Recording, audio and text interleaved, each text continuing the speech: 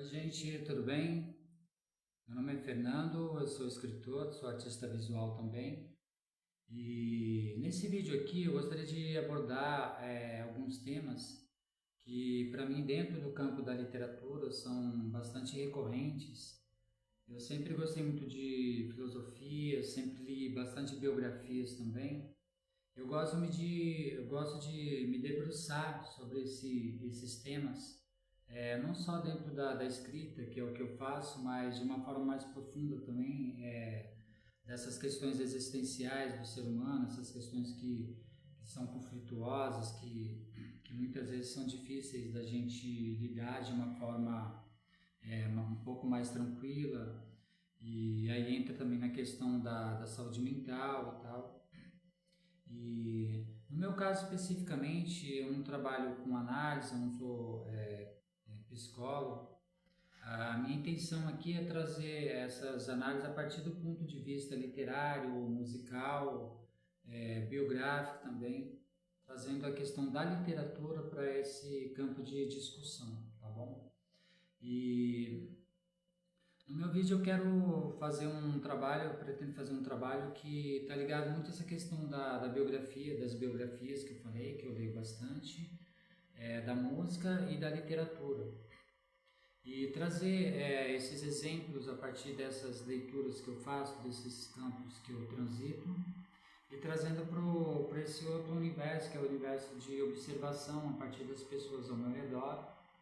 E para a gente pensar junto, eu vou trazer dois exemplos recentes que aconteceram, de dois amigos meus, um que ficou um tempo desaparecido e depois, conversando e tal, descobriu-se que teve uma espécie de surto por conta de uma ansiedade excessiva.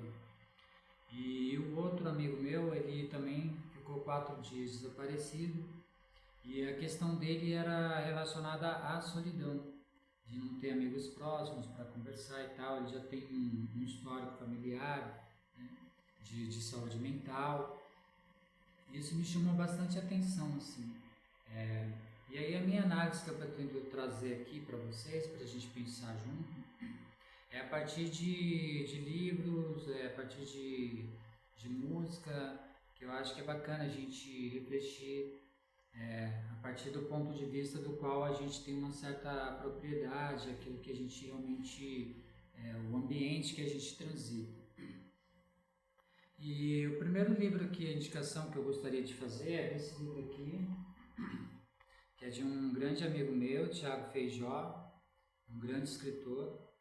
E esse livro especificamente é um livro de contos e vai tratar breve inventário de pequenas solidões. Então cada conto ele trata da questão da solidão a partir de um ponto de vista específico.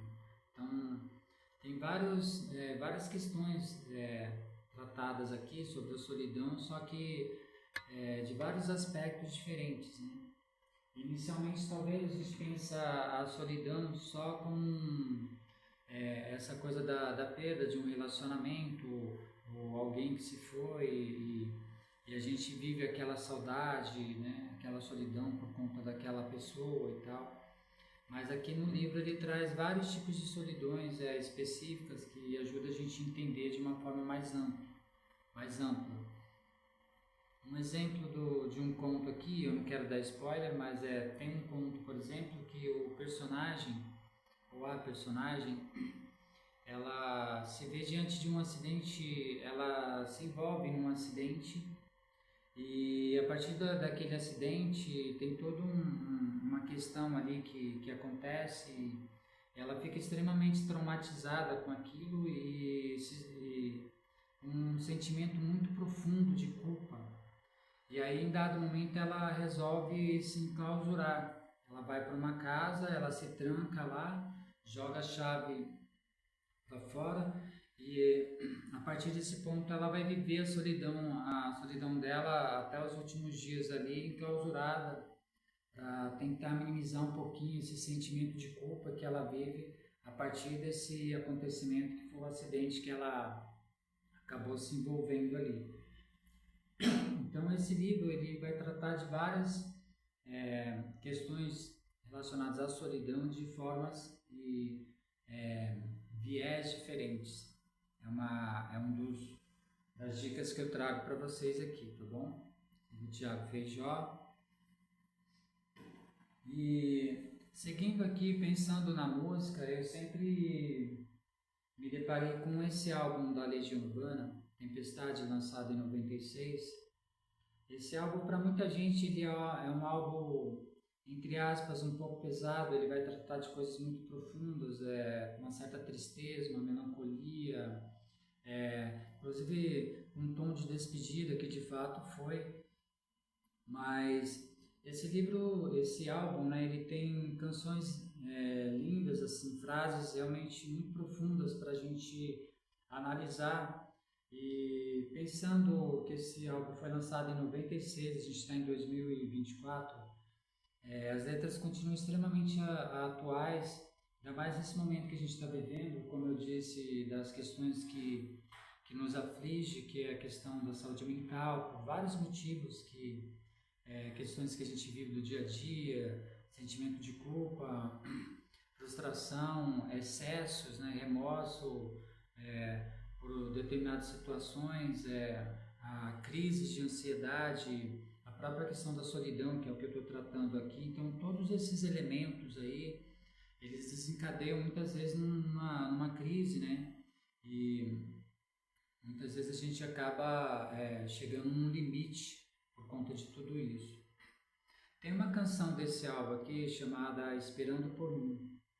E eu queria abordar 4 aspectos assim, interessantes, assim, 4 pontos interessantes da canção. O primeiro me chamou muita atenção lá em 96 já, que o Renato falava assim: digam o que disserem, o mal do século é a solidão.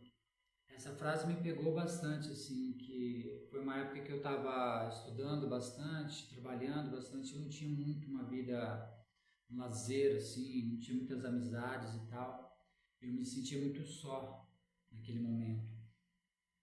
E ali o Renato ele já conseguia ter um diagnóstico sobre a questão do mal do século, que era a solidão, né? Que de fato, como eu falei do livro do Tiago, né? Existem várias formas de solidão, né? Hoje.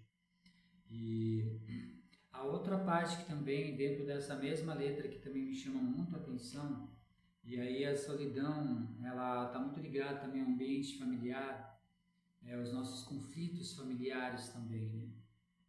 Ele fala, hoje à tarde tive um dia bom, saí para caminhar com meu pai, conversamos sobre coisas da vida e tivemos um momento de paz. Essa frase também ela é muito bonita porque resolve uma questão ali de conflito familiar e de repente eles resolvem dar um basta nisso e ter uma conversa franca. Eu acho que muitas vezes falta isso. Eu me lembro que eu fiquei 2 anos morando na mesma casa sem falar com meu pai. E nem meu pai nem eu a gente tomou a atitude de mudar aquela situação, falar não, vamos sentar, vamos resolver isso. Né? E hoje eu me pergunto como que foi possível ficar 2 anos dentro de uma casa sem conversar, transitando para lá e para cá sem conversar com meu pai. Né? Então é um pouco isso, essa conversa franca, né? Quando o Renato ele fala conversamos sobre coisas da vida e tivemos um momento de paz. Então, a gente traz a trivialidade, né, do dia a dia e todo esse peso, né, das coisas que a gente precisa dar conta, a gente deixa de lado e vai ter um pouquinho de paz, sabe? Eu acho que isso é bacana pra caramba nessa parte também da letra que ele fala. Outra parte que eu acho muito legal, e uma vez eu perguntei para um amigo meu, ele tinha perdido o pai dele, eu falei, cara, como que você está lidando com essa questão da perda do seu pai? E ele me respondeu da seguinte maneira, eu fiquei refletindo e acho que talvez essa tenha sido a última vez que eu tenha visto meu pai, né? Os últimos momentos que eu tive com meu pai, que vão ficar guardados na minha lembrança, porque talvez pode ser que num outro plano, quando eu não estiver mais aqui, talvez pode ser que eu talvez nem encontre com meu pai, a gente não tenha um encontro em um outro plano também. Então, essas últimas lembranças dele é o que vai ficar na memória. E o Renato ele fala isso nessa letra, ele fala assim: e o que disserem meu pai sempre esteve esperando por mim. Ele fala: e o que disserem minha mãe sempre esteve esperando por mim. E o que disserem meus verdadeiros amigos sempre esperarão por mim. E aí ele fala: e o que disserem meu filho espera por mim. O filho dele ainda é vivo, né? Então, quando ele fala do pai, eu acho que ele está falando também não só do pai dele, mas assim, desse pai maior, né? Que é o nosso Deus. E quando ele fala da mãe, ele está falando especificamente também não só da questão da mãe dele, mas pode ser também avaliado como a Nossa Senhora. Tanto é que nesse álbum aqui, Equilíbrio Distante, que ele fez em homenagem à família dele, que tem laços italianos, e tem uma das canções aqui chamada Dotissima Maria. Ele fala que ele gravou exatamente, e ele fala que foi coisa da Nossa Senhora, né, que a família era muito religiosa e tal. Então tem nesse álbum Dotissima Maria. Então ele pode estar falando também dessa o que disserem agora, minha mãe sempre esteve esperando por mim. Pode ser também essa Maria, né, essa Nossa Senhora e tal. E no final dessa mesma música tem uma coisa muito bonita assim. E o que disserem agora os nossos dias serão para sempre.